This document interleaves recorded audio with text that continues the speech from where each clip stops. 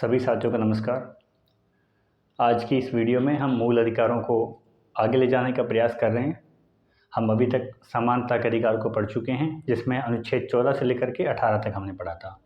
अभी हमें बात करनी है अनुच्छेद 19 से लेकर के 22 के बारे में। जितना भी संभव हो पाएगा उतना हम पढ़ेंगे।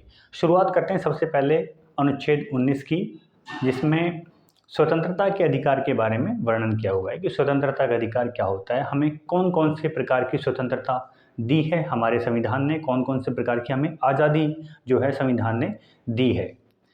तो अनुच्छेद 19 में 6 प्रकार की स्वतंत्रता का वर्णन किया हुआ है। आप बोर्ड पर स्पष्ट देख भी पा रहे होंगे। पहली है भाषण एवं अभिव्यक्ति की स्वतंत्रता। ठीक है, मैं एक एक को बताऊंगा, उसका मीनिंग भी साथ साथ में क्लियर करते हुए चलेंगे। भाषण और अभिव्यक्ति की स्वतंत्रता का मतलब समझिए, भाषण अर्थात बोलना, ठीक है। अभिव्यक्ति मतलब कि विचार प्रकट करना, विचार प्रकट करना, अपने मन की बात को प्रकट करना। और वो मन की बात को प्रकट करने के लिए हो सकता है हम लिख करके प्रकट कर सकते हैं, हम डांस करके प्रकट कर सकते हैं अपने मनोभावों को, हम किसी नाटक के रूप में अपने मन के भावों को प्रकट कर सकते हैं, ठीक है। हम संकेतों के माध्यम से, इशारा करके हम प्रकट कर सकते, कोई भी माध्यम हो सकता है जिसके माध्यम से हम अपने विचारों को अभिव्यक्त कर सकते हैं, ठीक है। फ्रीडम ऑफ एक्सप्रेशन, इंग्लिश की अगर बात करूँ, इंग्लिश में फ्रीडम ऑफ एक्सप्रेशन इसको कहा जाता है। तो ये हुई पहले प्रकार की स्वतंत्रता। मैंने बताया कि आर्टिकल 19 का जो फर्स्ट पार्ट है उसमें 6 प्रकार की स्वतंत्रताओं का उल्लेख किया हुआ है।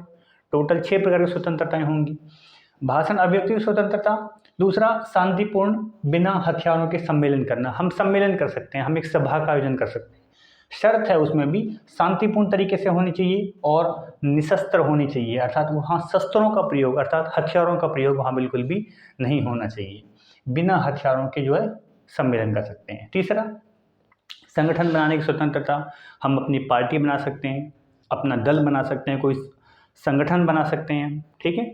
उसके बाद में भारत में कहीं भी घूमने फिरने की स्वतंत्रता। भारत में इसमें जो एग्जैक्ट आपको वर्डिंग मिलेगी वो निर्बाध संचरण, संचरण मतलब घूमना फिरना, कहीं भी आना जाना, निर्बाध बिना किसी बाधा के। तो अबाध अर्थात निर्बाध संचरण, घूमने फिरने की स्वतंत्रता। एक है भारत में कहीं भी निवास करने की स्वतंत्रता।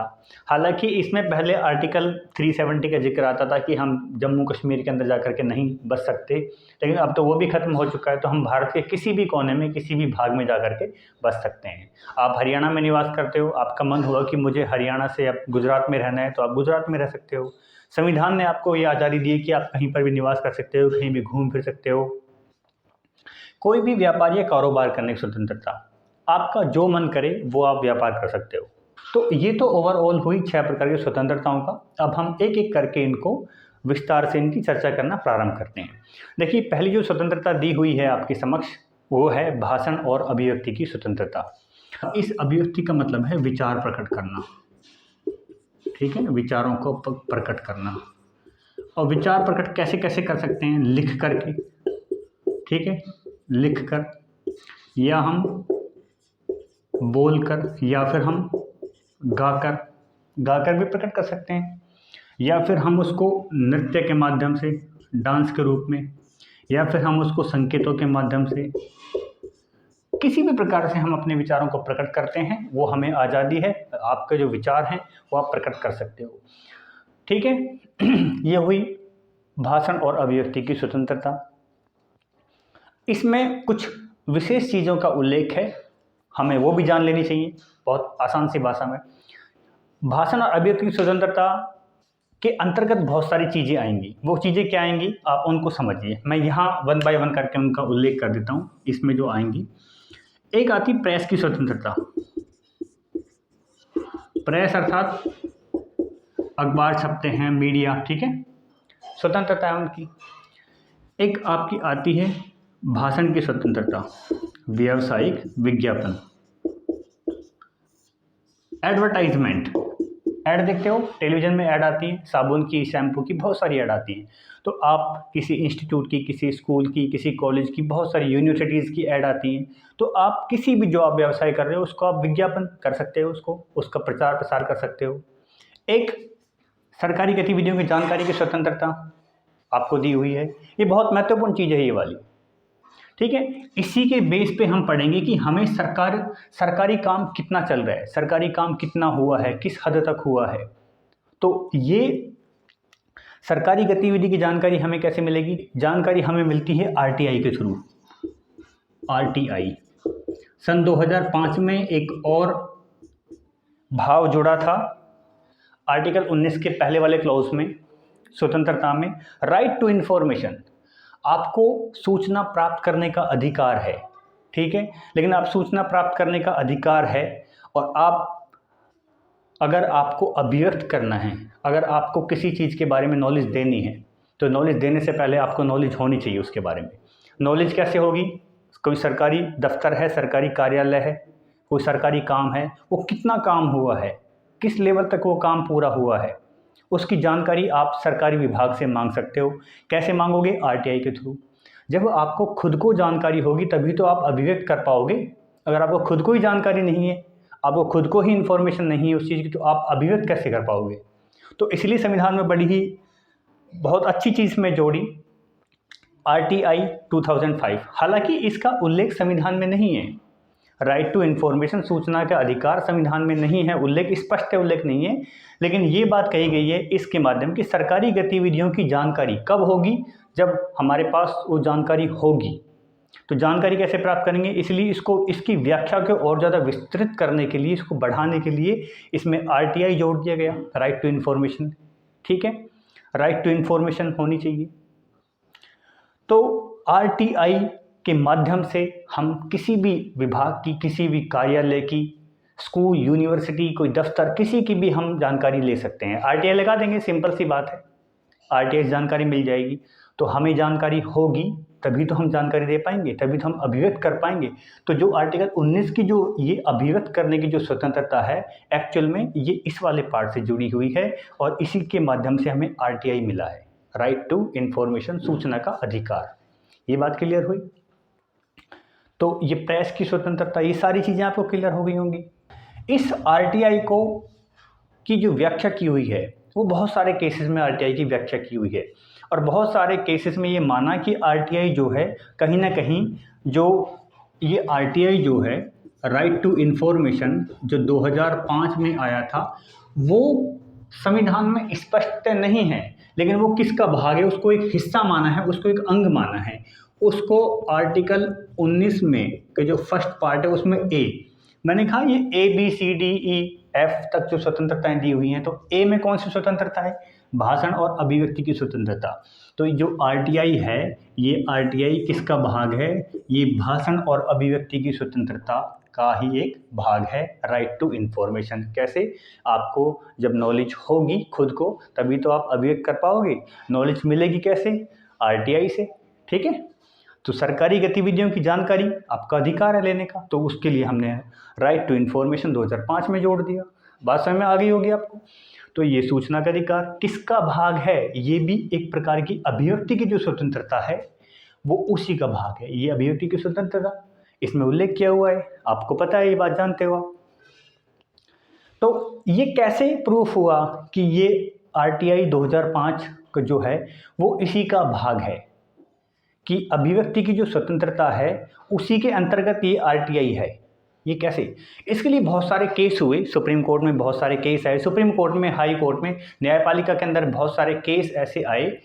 उन केस के आधार पर जो अल्टीमेट जो निर्णय निकल कर के आया, जो निचोड़ निकल कर के आए सामने, वो अंततः हमने ये माना कि जो राइट टू इन्फॉर्मेशन है वो इसका ही भाग है, अभिव्यक्ति की जो स्वतंत्रता है उसका ही एक भाग है। इसमें सबसे महत्वपूर्ण जो निर्णय है उसको आप देखिए, मैं आपको बता देता हूँ। सबसे महत्वपूर्ण निर्णय किससे इस बात का उल्लेख हुआ? एक निर्णय आया था SP Gupta versus union of India, UOI short में मैंने लिख दिया, यूनियन ऑफ इंडिया। ये SP गुप्ता क्या थे? SP गुप्ता एक सीनियर एडवोकेट थे, ठीक है, और ये यूपी के रहने वाले थे, उत्तर प्रदेश के, 2 बार महाधिवक्ता भी रह चुके थे वहाँ के। तो ये मामला जुडिशरी का मामला था। इसमें ये था कि जब हम न्यायाधीश की नियुक्ति करते हैं या न्यायाधीश को हम कहीं ट्रांसफ़र करते हैं, मान के चलो यूपी का जो हाई कोर्ट है, Allahabad high court, Allahabad high court के जज को हमें ट्रांसफ़र करके राजस्थान में भेजना है। तो उससे संबंधित कुछ मामला था कि उसको नियुक्त कैसे करें और उनका ट्रांसफ़र कैसे करें। मामला चाहे हाई कोर्ट का जज हो, चाहे वो जज सुप्रीम कोर्ट के हो, तो उनकी नियुक्ति और उनके स्थानांतरण का ये मामला था। उस मामले में इन्होंने एक्चुअल में ये राष्ट्रपति के विरुद्ध ये डाला था ये केस, क्योंकि नियुक्ति कौन करता है। आर्टिकल 124 के अंतर्गत, आर्टिकल 124 का जो सेकंड पार्ट है उसके अंतर्गत आपको पता होगा कि सुप्रीम कोर्ट के जज की जो नियुक्ति होगी, सीजेआई था चीफ जस्टिस ऑफ इंडिया, उसकी नियुक्ति कौन करेगा, राष्ट्रपति करेगा। कैसे करेगा, राष्ट्रपति नियुक्ति करेगा। सबसे पहले क्या होगा, इसमें जो कानून मंत्री होगा, कानून मंत्री सिफारिश करेगा किसी एक आदमी के नाम की, जो भी उन्हें वरिष्ठ लगता है, जो उन्हें ज़्यादा एक्सपीरियंस लगता है, कानून मंत्री उसके नाम की सिफारिश करेगा। फॉर एग्जांपल ये एक्स कोई बंदा है, इसको कानून मंत्री चाह रहा है कि इसको हम सीजेआई बनाएं, तो कानून मंत्री सिफारिश करेगा पीएम से, किसके नाम की, इस आदमी के नाम की, इस एक्स जो पर्सन है इसके नाम की। कानून मंत्री ने एक्स नाम के बंदे को सीजेआई बनाना चाह रहा है, पीएम से सिफारिश की। पीएम अब किसको सलाह देंगे, पीएम राष्ट्रपति को सलाह देंगे। आपको भूलना नहीं चाहिए, आर्टिकल 74 में बता देता हूँ कि एक मंत्री परिषद होगी जिसकी सलाह पर राष्ट्रपति काम करेगा, अर्थात राष्ट्रपति को सलाह देने के लिए एक मंत्री परिषद होगी और उस मंत्री परिषद का मुखिया कौन होगा, प्रधानमंत्री होगा। ठीक है, तो उसका जो सेकंड पार्ट है उसमें ये लिखा हुआ है कि उन्होंने क्या सलाह दी है, मंत्री परिषद ने राष्ट्रपति को क्या सलाह दी है, ये सलाह दी भी है या ना दी है। ठीक है, अगर दी है तो कौन सी दी है, इस सलाह के ऊपर कोर्ट में कोई केस नहीं चलेगा। ठीक है, अर्थात कार्यपालिका जो अपना काम कर रही है वो अलग रहेगा, उसके ऊपर कोर्ट की बाउंडेशन नहीं होगी। ये वाला मामला था, वो प्रकाशित नहीं होगी बाहर। लेकिन इन्होंने ये केस किया कि भाई हमें ये बात चाहिए कि आपके कानून मंत्री ने क्या बात कही है राष्ट्रपति से, प्रधानमंत्री ने कौन सी सलाह दी है। तो ये बात जो मामला था, कानून मंत्री और प्रधानमंत्री जो राष्ट्रपति के बीच में क्या बातचीत हुई है, इस बात को ये सार्वजनिक तौर पर प्रकाशित करवाना चाह रहे थे कि सबको पता चलना चाहिए कि आखिर मामला क्या है। जबकि ये हवाला दे रहे थे राष्ट्रपति उस समय कि भाई इस बात को तो प्रकाशित कर नहीं सकते हम। तो अल्टीमेटली निर्णय ये आया कि भाई ये जो मामला है, इस मामले को ये एक प्रकार की सूचना मांग रहे कि आपके बीच में बातचीत क्या हुई है। ठीक है, और इससे कोई देश के ऊपर खतरा भी नहीं था। अगर देश के ऊपर खतरा किसी बात से होता है तो हो सकता है कि राष्ट्रपति उस बात को डिस्क्लोज ना करे या सरकार उस बात को डिस्क्लोज ना करे। तो अंततः ये माना गया कि ये सूचना का अधिकार है, आपको सूचना देनी पड़ेगी कि राष्ट्रपति और ये कानून मंत्री प्रधानमंत्री के बीच में क्या वार्तालाप हुई है, बीच में इस बात को सार्वजनिक किया जाए, अर्थात सूचना देना है। तो अल्टीमेटली बात सामने ये आई कि सूचना का एक अधिकार है, सूचना हमें मिलनी चाहिए। इसी सूचना के अधिकार पे ये आरटीआई 2005 आया। ये एक मेन केस है, ऐसे बहुत सारे केस आए हैं जो आरटीआई के लिए जो आधार बने हैं, लेकिन ये एक मेन केस जो मैंने बताया। कहने का तात्पर्य ये है कि सूचना का अधिकार जो है वो भी हमारी इसी का पार्ट है। बात क्लियर हो गई होगी। अगला पोर्शन देखिए, शांतिपूर्ण बिना हथियारों के सम्मेलन करने की स्वतंत्रता। शांतिपूर्वक तरीके से आप जंतर मंतर पर बैठ जाइए। जंतर मंतर पर आपने देखा होगा धरना प्रदर्शन वगैरह होता है। हर राज्य में कुछ विशेष चुनिंदा जगह होती है जहाँ पे धरना वगैरह होता है, अपनी मांगों के लिए संगठन बनाते हैं, ठीक है, संघ बनाते हैं, सभा आयोजित की जाती हैं, लेकिन बिना हथियारों के होना चाहिए वो। अब एक बात आपको मैं यहाँ थोड़ी कॉन्ट्राडिक्टरी बात आपको बताना चाहूँगा कि आर्टिकल 19 का जो 6 प्रकार की स्वतंत्रताएं दी हुई हैं, उस 6 प्रकार की स्वतंत्रताओं में एक स्वतंत्रता ये है कि आप बिना हथियारों के कहीं भी सभा या सम्मेलन या बहुत सारी भीड़ इकट्ठी कर सकते हो, कोई दिक्कत नहीं है। लेकिन आप कहोगे कि सिख समुदाय के जो लोग हैं, सिख समुदाय के जो लोग हैं, सिख जो लोग हैं वो कटार धारण किए हुए होते हैं, ठीक है। वो क्या रखते हैं, कटार। कटार क्या है, एक प्रकार की तलवार, ठीक है। जैसे कटार एक प्रकार का हथियार है, वो कटार धारण किए होते हैं और वो बहुत बड़ी संख्या में, हजारों की संख्या में वो अरदास करने के लिए जाते हैं। कहाँ जाते हैं वो लोग, गुरुद्वारे जाते हैं। जाते नहीं जाते, संख्या में, हजारों की संख्या में। आप कहोगे कि सिख जो लोग हैं वो कटार धारण किए हुए हैं, वो हमेशा रखते हैं कटार अपने पास में, और वो एक प्रकार का हुआ तो हथियार ही, उसके साथ वो अरदास करने जाते हैं।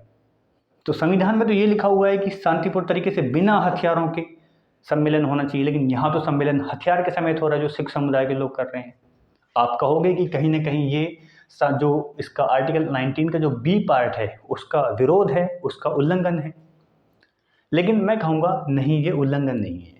उल्लंघन क्यों नहीं है इस बात को भी जान लीजिए।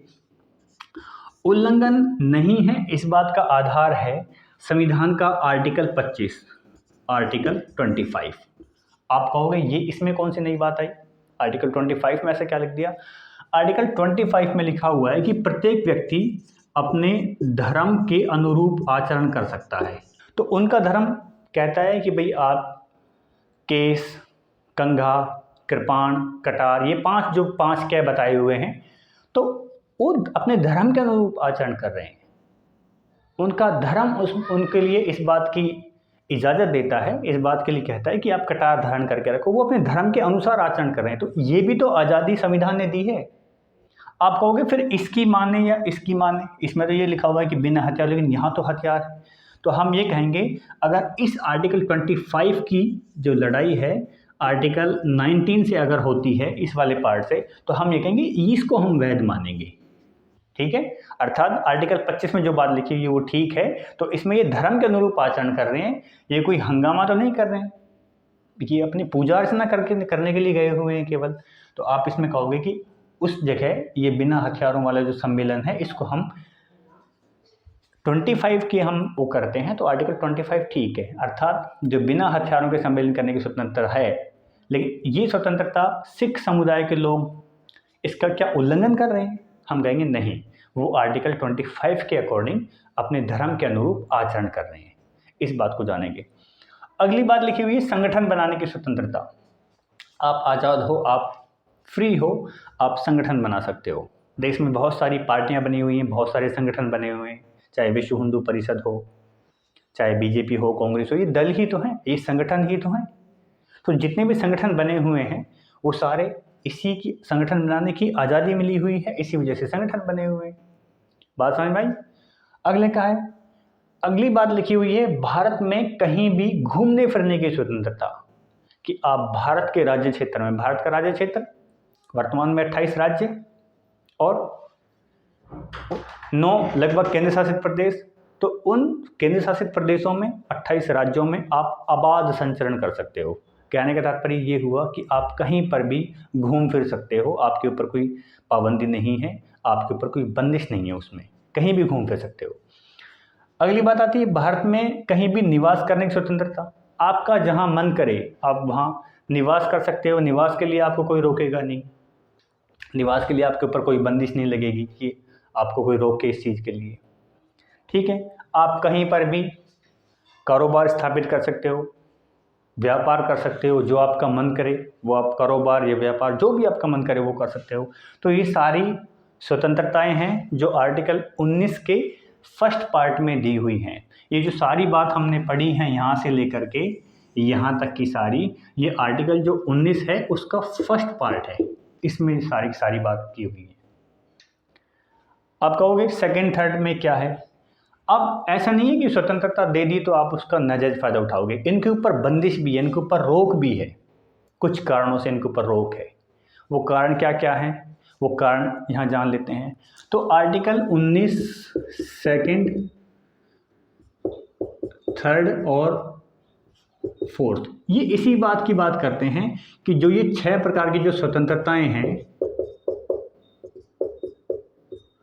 ये 6 प्रकार की स्वतंत्रताएं हैं, इन स्वतंत्रताओं पर रोक कैसे कैसे लग सकती है, उन कारणों का उल्लेख किया हुआ है। अच्छा, जब मैं रोक आपको बताऊं तो इससे पहले मैं एक चीज़ और आपको, एक बड़ा अच्छा सा केस आपको बता देता हूं जो कि इस वाले पार्ट से, ये बड़ा महत्वपूर्ण पार्ट है। भाषण और अभिव्यक्ति की जो स्वतंत्रता हमने पढ़ी है, ये बड़ा महत्वपूर्ण पार्ट है। एक केस मुझे याद आया, नवीन जिंदल बनाम भारत संघ। ये कांग्रेस से संबंध रखते थे, कांग्रेस के MP भी रहे थे, मेंबर ऑफ पार्लियामेंट, सांसद रहे थे। नवीन जिंदल बनाम भारत संघ। केस क्या था?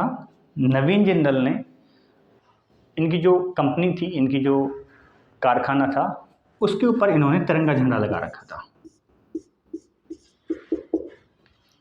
तो केस ये हुआ कि आप अपने निजी कार्यालय पे या निजी संस्था पर आप तिरंगा झंडा नहीं लगा सकते। नवीन जिंदल को ये बात महसूस हुई कि देश तो सबका है, देश के लिए प्रेम हम भी करते हैं, आप भी करते हैं, सब लोग करते हैं। इनको ये बात बड़ी महसूस हुई कि हम झंडा क्यों नहीं लगा सकते आखिर। इस बात के विरोध में ये पहुंच गए सुप्रीम कोर्ट। सुप्रीम कोर्ट में इन्होंने केस डाल दिया। वो केस फेमस है नवीन जिंदल बनाम भारत संघ के नाम से। तो जब इस केस पे सुनवाई हुई तो केस में अंतिम जो निर्णय आया वो निर्णय ये निकल कर के आया कि हम एक रिस्पेक्ट के साथ, जो मर्यादा होनी चाहिए, जो सम्मान तिरंगा झंडा हमारा क्योंकि राष्ट्रीय ध्वज है, ठीक है, उसके साथ हम झंडे को लगा सकते हैं, कोई भी लगा सकता है। ये अभिव्यक्ति है। हम अब अपना देशभक्ति, जो हमारी देशभक्ति है, वो हम अभिव्यक्त कर रहे हैं। अपने कार्यालय के ऊपर झंडा अगर हम लगा रहे हैं तो मैं मान के चलो मैं अपने कार्यालय पे तिरंगा झंडा लहरा रहा हूँ, तो वो मेरी देशभक्ति है। मैं अपनी देशभक्ति को अभिव्यक्त करना चाह रहा हूँ, प्रकट करना चाह रहा हूँ। लेकिन सरकार मुझे रोक रही थी नवीन जिंदल वाले केस में। इन्होंने केस किया, सुप्रीम कोर्ट ने कहा कि ये भी एक प्रकार की अभिव्यक्ति की ही स्वतंत्रता है। आप जो भारत का राष्ट्रीय ध्वज है, तिरंगा झंडा, आप उसको अपने निजी कार्यालय पे लगा सकते हो, ठीक है। तो ये भी क्या है, एक प्रकार की अभिव्यक्ति की स्वतंत्रता थी, ठीक है। आगे देखिए, आगे हम बात कर लेते हैं कि कौन कौन से वो कारण हैं जिनकी वजह से जो 6 प्रकार की जो स्वतंत्रताएं दी हुई हैं उनके ऊपर रोक लगाई जा सकती है। तो राज्य अगर चाहे, ठीक है, तो जो भाषण और अभिव्यक्ति की जो स्वतंत्रता दी हुई है, जो आज़ादी हुई, उनके ऊपर प्रतिबंध भी लगा सकता है। कब लगाएगा प्रतिबंध, कौन कौन सी वो कंडीशन है, प्रतिबंध कब लगाएगा, उसकी कुछ शर्तें हैं, ठीक है। शर्तें क्या हैं? शर्तें दी हुई हैं, मान के चलो आपके बोलने से, आपको अभिव्यक्ति से अगर किसी की मानहानि होती है तो आपकी, ठीक है, ठीक है, आप किसी की बेइज्जती कर रहे हो, ठीक है, आप किसी गरिमा को ठेस पहुंचा रहे हो और आप कह रहे हो तो मेरी अभिव्यक्ति की आज़ादी है, तो वो गलत है। अगर वो मानहानि होती है, उसमें मानहानि है, ठीक है, उसमें प्रतिबंध लग सकता है, ठीक है। न्यायालय इस पर रोक लगा देगा कि भाई ये आपको आज़ादी दी है, लेकिन आज़ादी इतनी भी नहीं दी हुई है कि आप किसी की बेइज्जती करो या आप किसी की गरिमा को ठेस पहुंचाओ, ठीक है, मानहानि केस में। दूसरा एक आता है न्यायालय की अवमानना के केस में।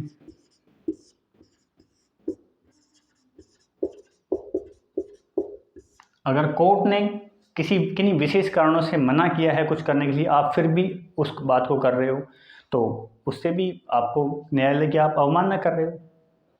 आप न्यायपालिका जो है उसकी सर्वोच्चता के ऊपर उंगली उठा रहे हो, आप कोर्ट के आदेश का पालन नहीं कर रहे हो, तो भी आपकी जो आज़ादी है, जो आपकी अभिव्यक्ति की जो स्वतंत्रता है, उसको छीना जा सकता है। एक बात आती है कि अगर आपकी अभिव्यक्ति से, ठीक है, आपकी अभिव्यक्ति से किसी राष्ट्र से मित्रवत संबंध खराब होते हों, ठीक है, मित्रवत संबंधों को खराब होने का डर हो किसी पड़ोसी राष्ट्र से, जैसे कि नेपाल हमारा पड़ोसी राष्ट्र है, बांग्लादेश हमारा पड़ोसी राष्ट्र है, ठीक है, बर्मा, म्यांमार, रशिया, ये सारे पड़ोसी राष्ट्र हैं। अगर आप उनको सोशल मीडिया के थ्रू या किसी भी प्रकार से आप उनको गलत ठहरा रहे हो या आप उनको गलत, तो मित्रवत संबंध खराब होते हैं, हमारे नेपाल से जो संबंध है वो खराब होंगे। तो ऐसी भी आज़ादी आपको नहीं दी हुई है कि आप हमारे पड़ोसियों के साथ जो संबंध हैं उनको खराब कर दो, ठीक है। आपकी आज़ादी भारत की संप्रभुता के लिए खतरा बन जाए, तो इस प्रकार की जो वो है स्वतंत्रता है वो भी आपको नहीं दी जाएगी। एक भारत की सुरक्षा से जुड़ा हुआ कोई मामला हो,